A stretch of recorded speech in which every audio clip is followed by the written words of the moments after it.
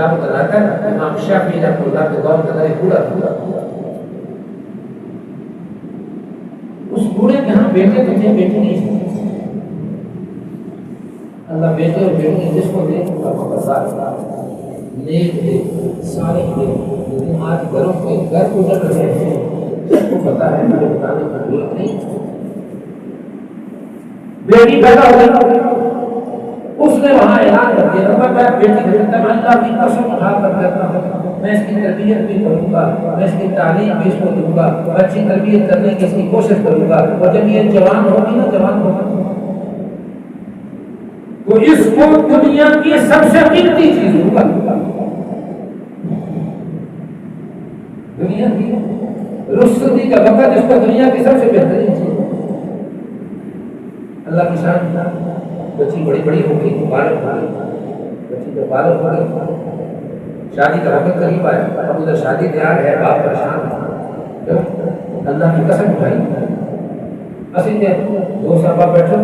دوسرا باپ میں زبان پر دو چیزیں، ایک چیز کو ہر سے ڈر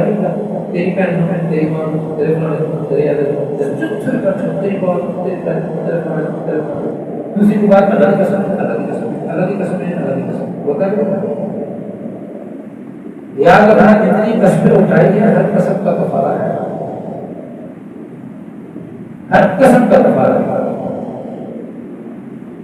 یہ مسائل کھڑے اور آپ کو سیکھنا ہے، ہم ان مسائل کے قریب جاتے اللہ مجھے اور آپ کو سمجھنے کی توفیق نصیب فرمائے۔ فرماتے ہیں بڑے پریشان حال تھے، بادشاہ کی رحمۃ اللہ تعالیٰ کے پاس آیا، میں نے ایک قسم اٹھائی تھی جب میری بیٹی پیدا ہوئی، کیا قسم اٹھائی؟ کہا کہ جب یہ جوان ہوگی نا تو اس کو تحفے کے اندر دنیا کی سب سے قیمتی، سب سے بہترین چیز۔ امام شافعی رحمۃ اللہ نے پوچھا میں پریشان ہوں، پریشان ہوں، میرے پاس مال بھی نہیں ہے، میرے پاس اتنی استطاعت بھی نہیں ہے، دنیا کے اندر میں سونے جواہرات بنا کر مال بھی نہیں دے سکتا، کیا قیمتی چیز تم قسم اٹھائی؟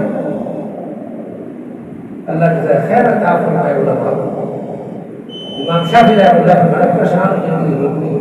صرف دنیا نہیں، مجھے ایسی چیز بتاتا ہوں جو دنیا کی بھی سب سے قیمتی ہے اور آخرت کی بھی سب سے قیمتی ہے، اس کا حق کون کرو؟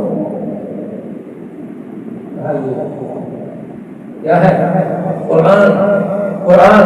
قرآن فرمایا اپنی بیٹی کو جا کر تحفے کے اندر قرآن دے دو، تو دنیا کی بھی سب سے بہترین چیز ہے اور آخرت کی بھی سب سے بہترین چیز ہے۔ اور آج کسی بہترین چیز کو جو دنیا و مافیہ کے اندر میرے کام آنی ہے، آج کا نوجوان بھی اس کو چھوڑا ہوا ہے، آج کا بوڑھا بھی اس کو چھوڑا ہوا ہے، آج کی عورت بھی اس کو چھوڑی ہوئی ہے، اور آج کی بچی نے بھی اس کو چھوڑا ہوا ہے۔ دعا ہے اللہ رب العزت مجھے اور آپ سب کو اس کے ساتھ محبت رکھنے کی توفیق نصیب فرمائے۔ اس کے ساتھ محبت ہو گئی تو سمجھو دل کا تزکیہ شروع ہو گیا، دل کی صفائی شروع ہو گئی۔ کیوں؟ جب آپ قرآن میں پڑھیں گے نا کہ بہن کا حصہ لینا ہے، قرآن میں جب آپ پڑھیں گے نا بیٹی کا حصہ لینا ہے، جب آپ قرآن میں پڑھیں گے نا کہ باپ کے حق یہ ہے، قرآن میں جب آپ پڑھیں گے کہ ماں کے حق یہ ہے، قرآن میں جب آپ پڑھیں گے کہ بہن بھائی کے حقوق یہ ہیں، دوست احباب یہ ہیں، رشتے داروں کے یہ ہیں، تو پھر کیا ہوگا؟ پھر اس کی طرف قدم نہیں اٹھائے گا، پھر اس کی طرف قدم اٹھائے گا، تزکیہ شروع ہو جائے گا۔